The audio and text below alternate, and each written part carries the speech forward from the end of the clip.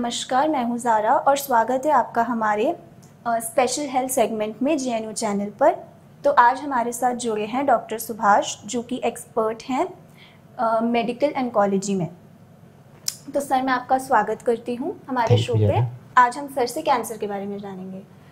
तो सर, मैं आपसे ये पूछना चाहती हूँ कि आप हमारी ऑडियंस को सबसे पहले ये बताएं कि कैंसर है क्या, एकदम बेसिक वे में, और अगर वो हो जाता है तो उसके ट्रीटमेंट कैसे हो सकता है? देखो जरा, कैंसर एक घातक किस्म की बीमारी है जिसमें शरीर के किसी भी हिस्से की कोशिकाएं इरेगुलर और अनकंट्रोल मल्टीप्लिकेशन करते हुए एक ट्यूमर और गांठ का रूप ले लेती हैं। अब वो गांठ घातक भी हो सकती है और समवॉट बिनाइन भी हो सकती है। तो एटली ब्रॉड वे में बोल रहे हैं तो कैंसर दो तरह का है, बिनाइन और मैलिग्नेंट।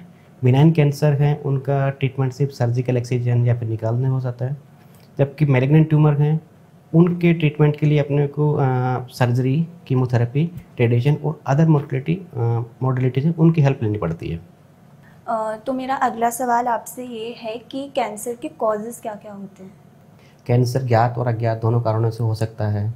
इनके मुख्य कारणों में तंबाकू का किसी भी रूप में तंबाकू का सेवन, शराब का सेवन, नियमित व्यायाम न करना, मोटापा, कुछ ज्ञात जीन जिनकी वजह से ब्रेस्ट ओवरी कैंसर हो सकता है, और रेडिएशन एक्सपोजर, ये मुख्य कारण है कैंसर के। आप हमारे दर्शकों का भी बताइए कि कैंसर के सिम्टम्स क्या क्या होते हैं, किसी को कैसे पता लग सकता है कि उसे कैंसर है?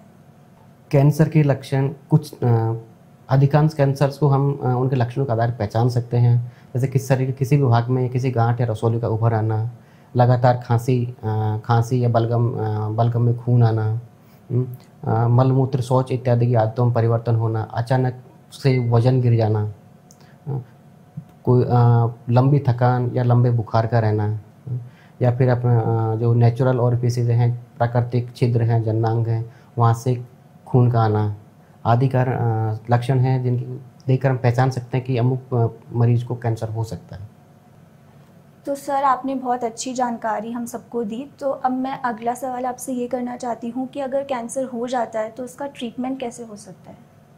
देखिए, अगर किसी मरीज को कैंसर हो चुका है तो कैंसर का ट्रीटमेंट निर्भर करता है कैंसर की स्टेज क्या है। जैसे ही पेशेंट हमारे पास आता है, हम पेशेंट की स्टेज डिफाइन करने के लिए सर्टेन इन्वेस्टिगेशन जैसे biopsy, imaging, radiological imaging, blood test वो करवाते हैं। देन स्टेज के अकॉर्डिंग टू स्टेज फिर हम उसका ट्रीटमेंट करते हैं। अब ट्रीटमेंट मॉडलिटी में मेडिकल ऑन्कोलॉजी, उसमें chemotherapy, hormone therapy, immunotherapy, targeted therapy और भी कुछ एक थेरेपी वो इंक्लूड होती हैं।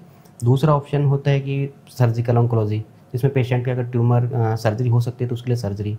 तीसरा पार्ट होता है कि कुछ एक मोस्ट ऑफ केस में हमको रेडिएशन भी देनी पड़ती है।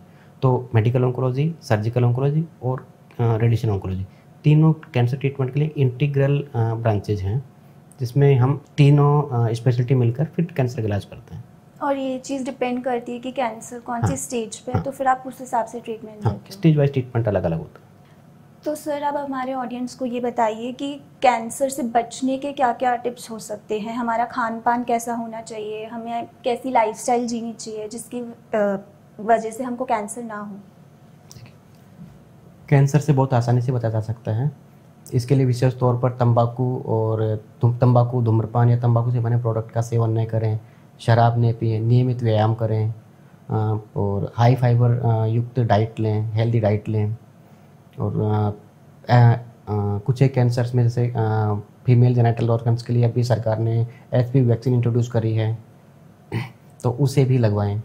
साथ में अगर आपको लगता है कि आपको कैंसर जनित कुछ सिम्टम दिख रहे हैं या सस्पेक्ट हो रहे हैं, तो उस केस में हाथों हाथ अपने नज़दीकी कैंसर रोग विशेषज्ञ से सलाह लें। तो आज हमने सर से जाना कि कैंसर क्या है, कैंसर के कॉजेज़ क्या हैं, उसके सिम्टम्स क्या हैं और हम कैंसर को कैसे रोक सकते हैं। तो thank you so much sir आपके वैल्यूएबल वर्ड्स के लिए, और मैं उम्मीद करती हूँ कि इस सेगमेंट से हमारे ऑडियंस को भी काफ़ी हेल्प मिलेगी, वो भी उनके लिए काफ़ी यूज़फुल रहेगा। तो ऐसी ही और यूज़फुल टिप्स के लिए हमारे साथ बने रहिए।